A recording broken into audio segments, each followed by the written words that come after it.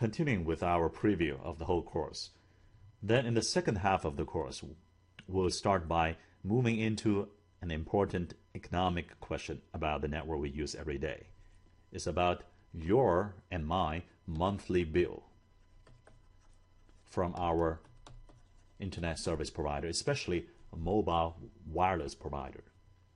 For example, in the US, AT&T Mobility and Verizon Wireless, the two largest cellular providers in the country, in the last 1 to 2 years, shifted from unlimited mobile data to a metered system where you have to pay based on how many gigabytes do you consume every month.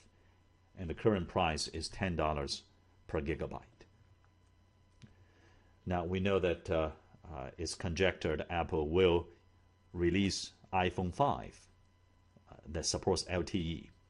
And a lot of people are looking at the potential impact on the amount of bandwidth each user will have to use, or more strictly speaking, the amount of capacity that a user will be using over a month. It's going to grow like crazy. And this $10 gigabyte may become a threat to the existing business models of many players in the ecosystem. So how do we adapt? And in fact, why am I being charged $10 gigabyte anyway? Why can't I keep getting unlimited buffets on my mobile data plan?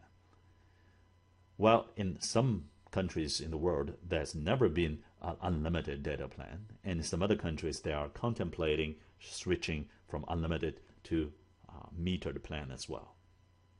And one big reason why the operator shifted gear is because what I call jobs inequality of capacity, in honor of Steve Jobs. Now, in 2007, with the introduction of the first generation iPhone, okay, at that time the only carrier of that iPhone is AT&T, and AT&T saw a 55 times increase in its mobile data consumption very soon after the introduction of this wonderful new device. Okay. And this device, together with its app ecosystem, unleashed the dramatic growth curve of demand on mobile capacity to the point where the supply of capacity per dollar of investment cannot grow at the same kind of rate. Okay. So mathematically, the first derivative of the demand curve exceed the first derivative of the supply per dollar curve much faster. And this is one of the reasons why the operators say, I have to switch to something, for example, like a $10 per gigabyte. Now, whether it should be 10 or X dollars per gigabyte, there's something interesting and good about usage pricing, though. And we'll look at how we can understand the economics behind usage pricing. Along the way, we will introduce something called utility model and how utility maximization by each selfish user can lead to interesting market equilibria. And this utility maximization and the idea of pricing as a signal to regulate demand and supply will be used at other time scales very soon in the course. Then question 12, we continue into something called smart data pricing. They try to provide a win-win between consumers, internet service providers, and content and app providers. Now, one of these smart ideas is so-called time-dependent pricing, TDP, which is useful not only for mobile or wireline networks, but also for transportation networks, for energy networks and smart grids. And the basic idea is that you are charged not just based on how much you consume, but also when you consume it. And with a proper pricing coordination, we can change the traffic profile of demands over, say, a 24-hour period from this kind of curve to the dotted line curve, where the differential between the peak and the valley becomes much smaller as we chop part of the peak and dump that into the valley. Now, we'll also see a couple of other smart ideas, including the so-called 1-800 number model for mobile data, where not only consumers get charged, but also the content app providers.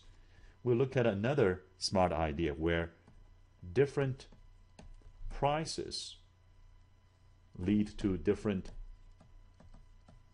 products. Now, you may think, different products command different prices. That is natural. Why would you say that different prices will lead to different products?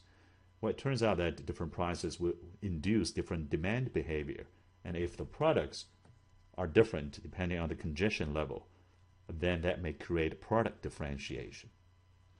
So we'll survey a few interesting ideas being contemplated by different carriers. Now, at this point, we will have talked about internet tangentially quite a few times, and it's about time to talk about internet design itself. And question 13 is, how does traffic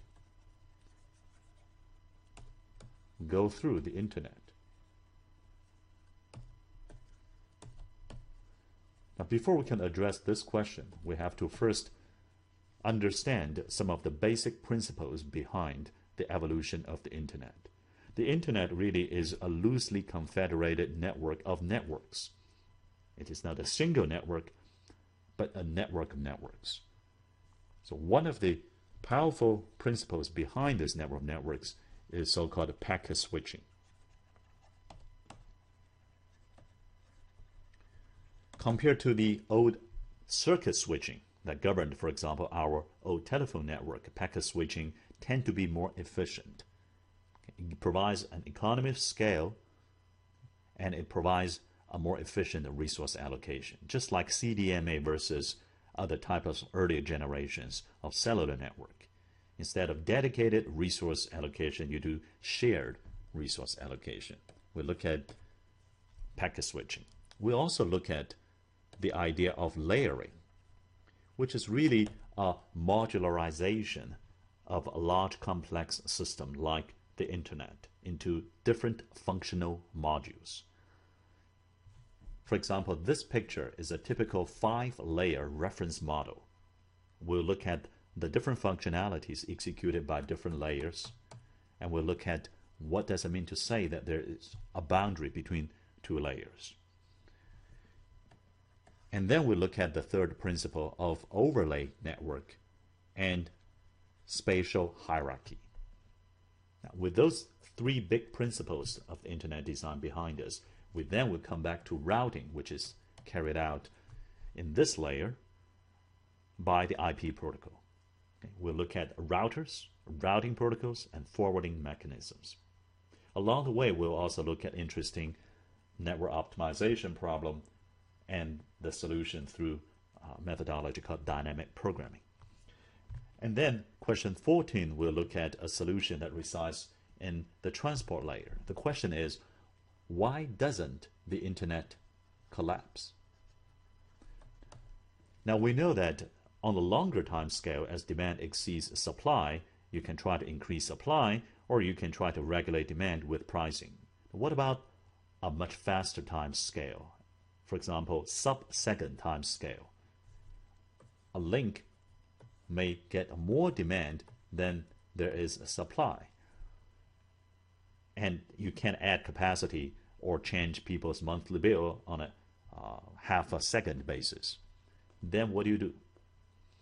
It turns out that so-called TCP, which is a protocol in the transport layer, has a congestion control mechanism. It is a distributed way to allocate limited network capacities among competing users, situated in different spatial locations. And we will look at the powerful idea of using pricing as a negative feedback signal. In this case, in the network with a fixed given routing and topology, and a very much faster time scale than what we talked about in lectures 11 and 12. And then we'll spend several lectures talking about two major trends in the technological networks today. Now, one is massive amount of content distribution, whether that's content generated by you streaming on Facebook, or there's content generated or licensed through Netflix.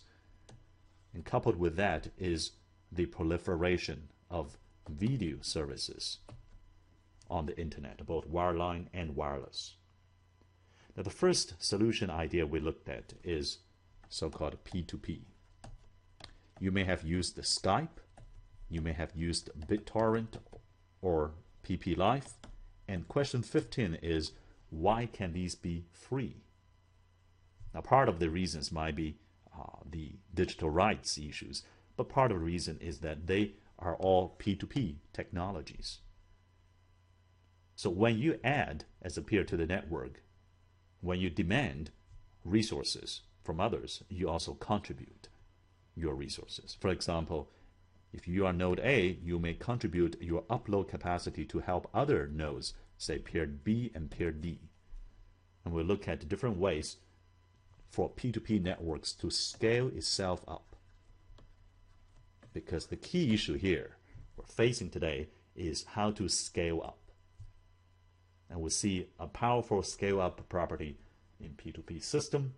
And question 16 goes into the other side of the coin, which is so-called cloud services, especially so-called rented cloud. Instead of, again, dedicated resource allocation, we do shared resource allocation. In this case, sharing data centers, which are the hardware components of a cloud service, whether that's Google's, Amazon's, or Apple's, or Microsoft's clouds. And we will see how data centers can scale themselves up, okay, to billion-dollar infrastructure in a gigantic building with 500,000 servers in there. Okay, we will see how we can scale up the operation of this shared facility by scaling out. What do we mean by scaling out? Again, the details in the lecture, but in this preview, suffices to say that we will build a multi-stage switched network, which is actually, perhaps ironically, dates all the way back to the early 50s in the study of telephone networks. How can we scale up the old telephone system?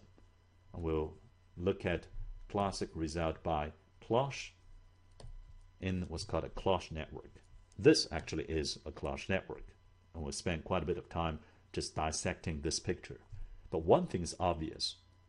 You've got 1, 2, 3 stages of small switches, and you've got a lot of connectivity. All these blue lines provide a rich connectivity pattern.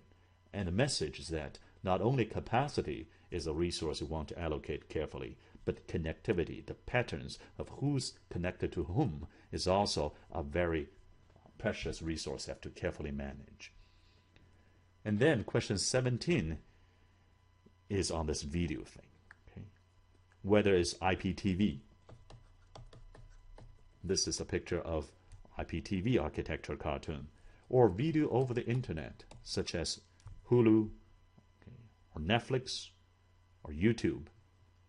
You may wonder, how can the internet provide the support for something like a video service? Doesn't video service require a lot of qualities of service, such as bit rate for playback, delay, variance of delay, and so on? And in lecture 13, we'll appreciate that internet does not provide a quality guarantee. It only provides a robust and cheap connectivities. Well, it turns out that you can then take those connectivities and add on top a variety of mechanisms to support qualities of service in video services. And then as we move into the final chapters of the course, we will go back to wireless. Question 18 is one that some of us must have puzzled with. Now, we all use Wi-Fi services. Wi-Fi, unlike the cellular services, use so-called unlicensed spectrum. You don't have to pay for the spectrum, but you don't have a large distance transmission or strong mobility support. Now, what's bothering a lot of people is that when you use Wi-Fi at home, okay, unless your home is in a very densely populated high-rise building, okay, then you face a similar problem coming up. But if you use, say, a single-family home in the suburb, the Wi-Fi speed is great. Okay? In fact, if there is a problem, it's often the backhaul away from the Wi-Fi access point, rather than the connection between access point and your phone and tablet. But when you use it at a hotspot, the coffee shop, okay, hotel, airport, somehow the speed goes down, unless it's the middle of the night and there's no one else in that airport terminal. Okay? So somehow it says that Wi-Fi's interference management does not scale very well. And indeed, unlike cellular network back all the way to question 1, where we looked at a cellular network using power control, okay, control people's volume in the cocktail party, Wi-Fi use what's called a random access. This is a very distributed way to do scheduling. Who get to talk at what time rather than at what volume. And we will see that random access has many smart ideas in it, and yet still, in general, it faces a very difficult time in scaling up its efficiency as we go from just a few users to, say, a dozen users. So in other words, the tragedy of the common issue, the negative network effect, cannot be readily internalized or mitigated by random access and Wi-Fi. Now, speaking of your speed on the wireless devices, I don't know if you've done this kind of experiment. Try to download a large PowerPoint attachment on your mail application on your smartphone, and then divide it by the advertised speed by your operator. I don't know about your result, but I try this a few times, and often on a good day I get 3.7%.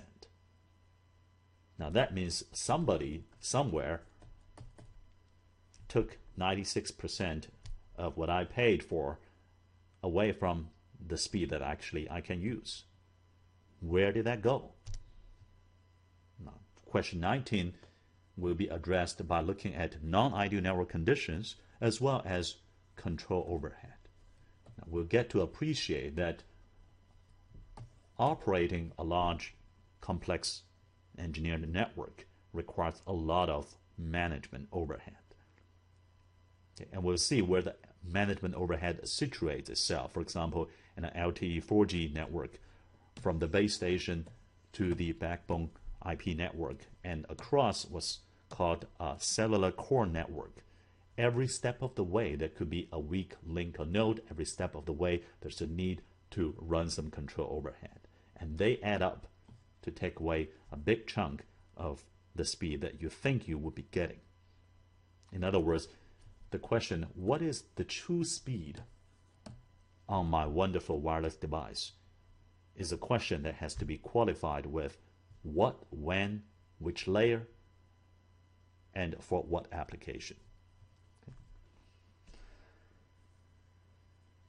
And the very last lecture of this course will raise a question that we will have touched upon by then many, many times in both social economic network and technological network, and that is the question of what is fairness. Okay? Is it really fair to say that this way of allocating resources, which gives my neighbor's iPad a much faster download than mine, is that really fair? How do we quantify and make arguments about fairness meaningful? And we will see a few examples, including an example in the implications of tax rate in the United States. Now, if you actually understand what I have been talking about over the last 35 minutes of this preview, then you probably are overqualified to take this undergraduate course. Okay. But if you think you're interested, but you just don't understand all those terms I used, then wonderful. Okay, let's get this journey started together. And before that, let's talk a little bit about pedagogical approach behind this journey of 20 questions that we're going to be embarking momentarily. Because it is important to teach all the fun associated with these questions being formulated and at least partially answered in a way that is not too boring.